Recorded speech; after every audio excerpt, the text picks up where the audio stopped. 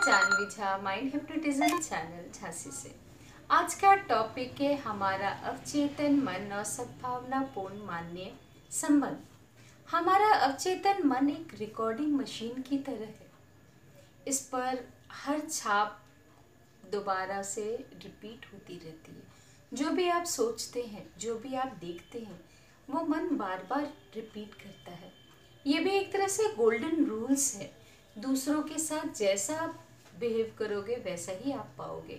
आप दूसरों से अपने लिए जैसा चाहते हो उसके साथ वैसा ही बिहेव करो। अच्छा चाहते हो तो अच्छा बिहेव करो। किसी से कुछ हो गया, आपका ही नुकसान हो गया उनसे, तो कोई बात नहीं, ये बोलना सीख जाओ। तो क्या होगा, कभी आपसे भी उनका कुछ हो जाए, गलती से हो जाता है, कोई नहीं, बोलना सीख जाओ।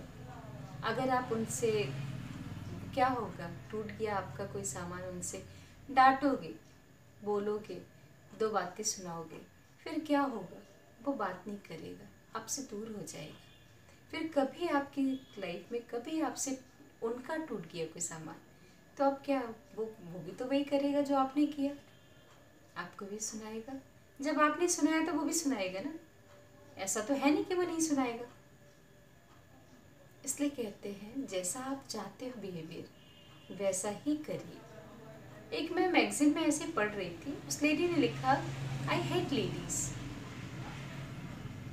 मैंने कहा ये क्या है टॉपिक, ज़रा पढ़ा जाए। तो उस मैगजीन में लिखा हुआ था, उसने कहा मेरे स्टाफ की जो लेडीज़ हैं, स्टाफ में वर्क करते हैं हम लोग, वो जब देखो चुगली करती रहती हैं। क्यों, आपको क्यों लगा किसी ने चुगली आपके सामने की, पीठ पीछे की, आपको कैसे पता चला? क्योंकि आप खुद करते हो, इसलिए आपको लगा। अगर आप चुगली नहीं करोगे, अगर आपके मन में नहीं आ रहा, क्योंकि आप खुद कर रहे हो, एक कुलीग से दूसरे कुलीग की बुराई कर रहे हो, तो वो आपस में मिलेंगे ना, कहेंगे उसने आपको, आपके बारे में ऐसा ऐसा बोला, तो डेफिनेटली उसको बुरा लगेगा, तो वो भी आपकी बुराई करेगी। यही तो होता है। अगर आप बुराई ना करिए तो दूसरा आपका क्यों करेगा? कभी कभी हो जाता है, करते हैं लोग बिना बात के, लेकिन आपने आपको थोड़ा स्ट्रांग बनाइए। एक जगह मैंने लिखा था, जिंदगी एक सार है और हम उस जिंदगी के तार हैं, बस यूं ही बीत जाए जिंदगी बनकर एक तार। मतलब समझिए, जिंदगी एक सार है, जिंदगी एक सार है बहुत लंबी, और हम उस जिंदगी के तार हैं। तार हमारे हाथ में है, हमें कैसे बचाना है। तो अगर आप चाहेंगे, कोई गाली दे रहा है, उसको उल्टा गाली देंगे तो गाली देते देते बहुत बड़ी हो जाती है, फिर कभी बोलने का मौका नहीं मिलता। कोशिश करिए, किसी ने दिया है, जैसे आप दीवार है, दीवार को आप कितना भी पिंच करिए, क्या दीवार आपको रिएक्ट करता है, आपको बोलता है कुछ? नहीं ना। अपने को बनाइए वैसे, कोशिश करके देखिए। अच्छा बनने की कोशिश तो कर सकते हैं, कोई नहीं, बोलना तो सीख सकते हैं, बोल सकते हैं। हमें बात बात पे गुस्सा आ जाता है, छोटी छोटी बात पे, तो क्या दूसरे को गुस्सा नहीं आता? जिंदगी कहे या दुनिया, गोल है। एक छोटी सी मैं बात बताती हूँ। एक बॉस होता है, और वो घर से ऐसे कुछ गुस्से से आया होता है, वो अपने जो जूनियर था उसको डांट देता है। और वो जूनियर कैसे बॉस को डांटे, नहीं डांट सकता। फिर वो क्या करता है, घर पे जाता अपनी वाइफ को सुनाता है। वाइफ को गुस्सा आया तो वाइफ ने क्या किया, अपने बच्चे को मारा। अब बच्चे को गुस्सा आया तो बच्चे ने क्या किया, कुत्ते को मारा। कुत्ता था जंगली और उसी मोहल्ले में रहने वाला, जिसमें बॉस भी रहते थे और वो जूनियर भी। तो उस कुत्ते को तो पिटाई पिटी थी, तो कुत्ते ने जिसको देखा उसको काट लिया। जानते हो किसने किसको काटा? उसी बॉस को। समझ में? अब ये बात तो समझिए, जब एक को दूसरे से गुस्सा आया तो वही हुआ ना, रिपीट हुआ।